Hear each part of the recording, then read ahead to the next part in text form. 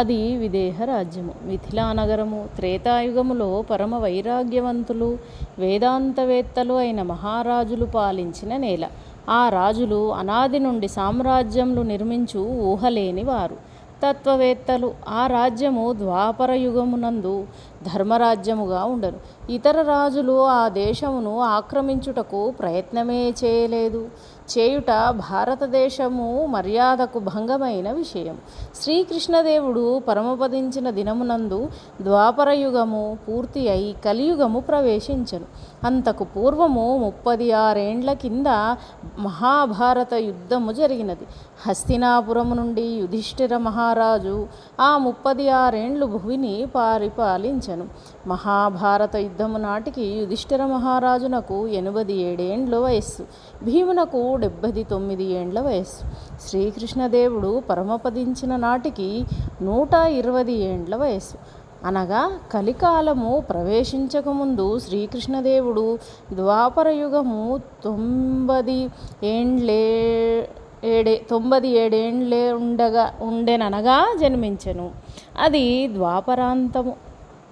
కలియుగము ఇంకా 84 ఏండ్లకు వచ్చుననగా కాశ్మీర దేశము గోనందుడను రాజు పాలించుచుండెను. ఆ గోనందుడు అప్పటికి 37 ఏండ్లు రాజ్యము చేసెను. అప్పటికి శ్రీకృష్ణదేవుని వయస్సు 13 ఏండ్లు. శ్రీకృష్ణుడు తన 12వ ఏట మథురాపురమునందు రాజ్యము చేయుచున్న కంసుని సంహరించెను.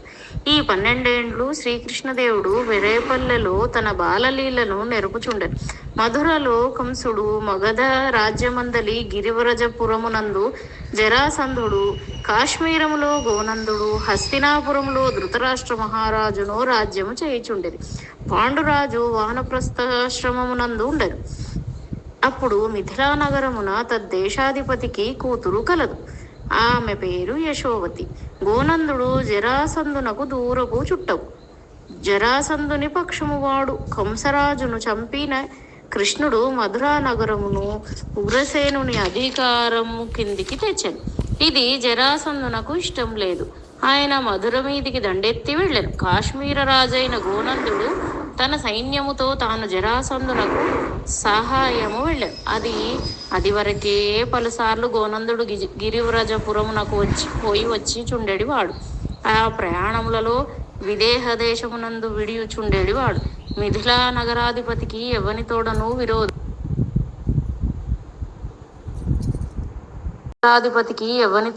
విరోధం పలుసార్లు మాట్లాడుచుండెడిది. ఆమెను గోనందుడు పలుకరించి పలు విషయములు ఆమె చేత చెప్పించుచుండెడివాడు.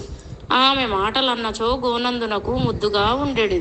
ఆమెకు 6 ఏండ్లు వయస్సు వచ్చినప్పటి నుండి గోనందుడు మిథిలా నగరమునకు 4 సార్లు వచ్చుటయు, ఆమెకు 10 ఏండ్లు వచ్చినను ఆమెకు సొంత లోకజ్ఞానము వచ్చుచున్నదన్న సంగతి అధఃకరించి ఆమె మాటలు చిన్నపిల్లల మాటల వలనే పరిగణించుచుండెడివాడు.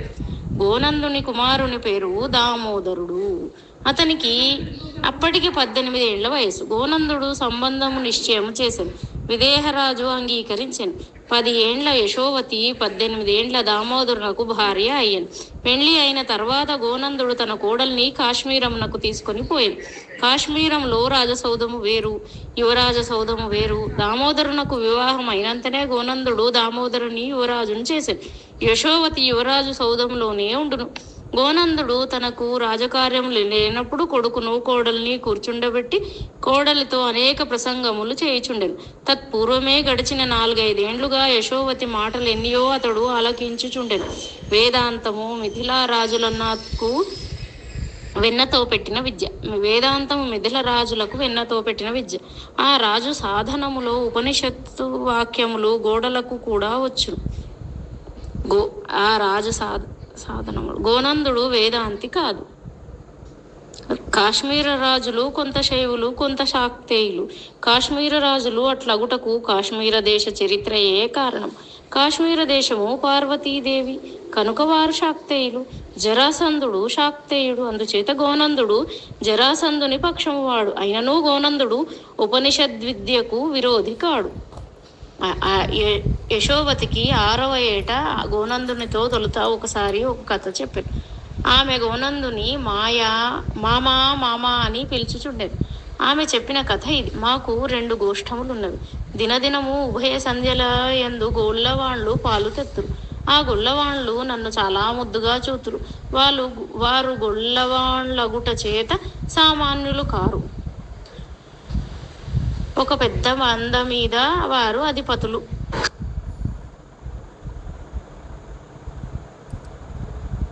చాలా ధనవంతులు అనగా ఒక్కొక్కరికి 400-500 ఆవుల మందలు ఉండును. మంచి నాగరకులు, వెలగల దుస్తులు ధరింతురు. వారు కూడా రాజాధికారుల వంటి వారే. వారు నన్ను ముద్దుగా చూతురు. ప్రతిదినము నా కోసము ప్రత్యేకముగా వెన్నయు మీగడయు తెత్తురు. వారు నాతో అనేక కథలు చెప్పుదురు. మధురా నగరమునకు దగ్గరగా యమునా నది ప్రవహించుచున్నదట. ఆ నది యమునా నది ఒడ్డున వ్రేపల్లె అని ఉన్నదట. ఆ ఊరునకు అధికారి నందుడని క్షత్రియుడు. కానీ ఆయన ధనమంతయు గోవుల మందలే. ఆయన గొల్లవాని కిందనే లెక్కనట. ఆయన భార్య పేరు యశోద. ఆమెకు ఒక కొడుకు కలిగెను. ఆయనకు ఇప్పుడు 6-7 వయస్సు. ఆ కుర్రవాణి పేరు కృష్ణుడట. ఆ కృష్ణుని చంపవలేనని మీ కంసరాజు నిత్య ప్రయత్నము చేయుచున్నాడట అనగా గోనందుడు, మా కంసరాజేమి? యశోవతి, మీరందరూ ఒకటేనట కదా. మీరు కంసరాజు, జరాసంధ మహారాజు, మీరందరూ శాక్తేయులట. శాక్తేయులనగా శక్తి పూజ చేసేడివారు. మేము వేదాంతులము. ఉపనిషత్తులలో ఉన్న బ్రహ్మ పదార్థమునే మేము విశ్వసించు వారం. కొందరు విష్ణువే ఉన్నాడు, ఆయనయే పరమదైవము అందురు, వారు వైష్ణవులు. కొందరు శివుడే పరమదైవము అందురు, వారు శైవులు. కొందరు శక్తిని మించి ఎవరునూ లేరందురు, వారు శాక్తేయులు. గోనందుడు, నీవు చాలా పండితురాలివే. నీకు వయస్సెంత? యశోవతి, నాకు ఇప్పుడు 6 ఏండ్లు. గోనందుడు, సరే, ఆ కీలారముల నుండి పాలు తెచ్చడి మీ గోపాలకులకు ఏమి చెప్పినారు? యశోవతి, అది రహస్యము, మీతో చెప్పకూడదు. గోనందుడు, నేను ఎవరితోడనూ చెప్పను, నాతో చెప్పు. యశోవతి, ఒట్టు వేసుకొన్నచో చెప్పెదను. గోనందుడు, ఎవరి మీద వేసుకోమందువు? యశోవతి, నా మీద వేసుకోము. గోనందుడు, చిన్న పిల్లవు, నీ మీద వేసుకోను. మేము శాక్తేయులము కదా.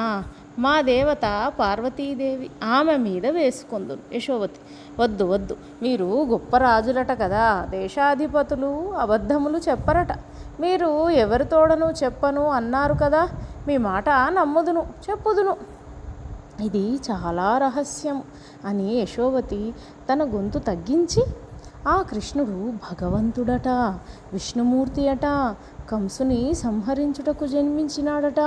వారు నాతో చెప్పి ఎవరితోడనూ చెప్పకూడదు అన్నారు. గోనందుడు, ఒట్టు వేయించుకున్నారా? యశోవతి, వారు వేసుకోమన్నారు, నేను వేసుకోనన్నాను. నేను మిమ్మడగలేదు, మీరే చెప్పితిరి. నేను ఒట్టు ఎందుకు వేసుకోవలే? అయినను నేనెవరితోనూ చెప్పనులే, ఒక్కరితో మాత్రం చెప్పుదునని వారితో చెప్పి తిని, వారు అంగీకరించిరి.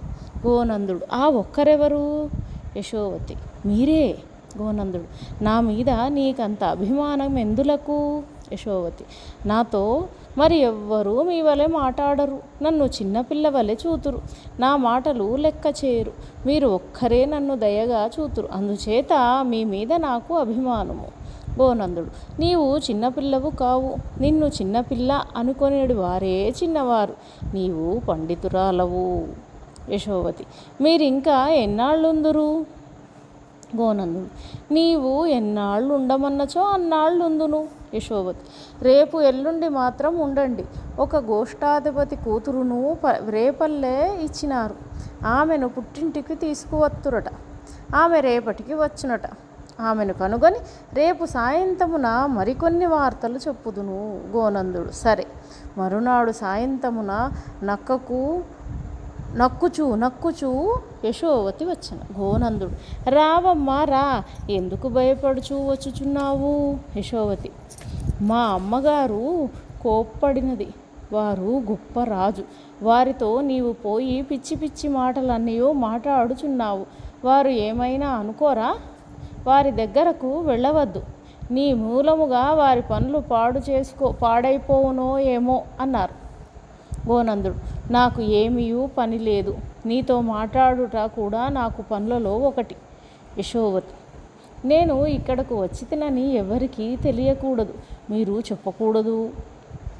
గోనందుడు, నా పని నేను పాడు చేసుకుందునా? ఎవరితోడనూ చెప్పను. యశోవతి, ఒట్టు వేసుకోవాలి. వద్దులే, వద్దన్నానుగా. ఆ గోష్ఠాధిపతి కూతురు వచ్చినది. ఎన్నో చెప్పినది. ఎంత బాగున్నవి, ఎంత బాగున్నవి. గోనందుడు, నన్ను ఊరించుచున్నావు. యశోవతి, తలుపులు వేసి వత్తును అని యశోవతి తలుపులు దగ్గరగా వేసి వచ్చి నా చేత ఆవిడ కూడా ఒట్లు వేయించుకు చెప్పినది. ఏమీ లేదు. ఇవన్నీ రహస్యాలట, తెలియకూడదట. తెలిసినచో భగవంతుడిని కంసుడు చంపునట. ఆ పాపము మనకెందులకు?